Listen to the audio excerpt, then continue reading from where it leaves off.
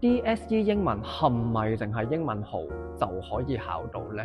嗱，其實英文好咧，只係佔咗成個 DSE 英文嘅1/4嘅啫。如果我哋要考得DSE 英文好嘅話，其實我哋仲需要以下3個嘅元素。第一個細心，點解啊？因為我哋知道 paper run 同埋 paper three 好多時候都係需要抄寫嘅嘢。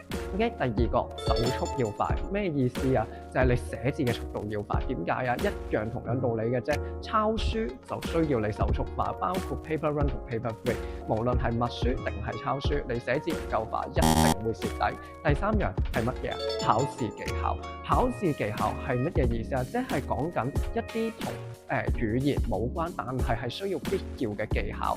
如果你冇咗呢啲考試技巧嘅話，其實你去考一個 DSE 嘅英文科咧，將會係好蝕底㗎。所以要揾到一個好嘅老師教你一個必要嘅考試技巧，其實對於一個 DSE 英文係十分之重要。明唔明？我係邊個？我係 ET，你嘅 English teacher。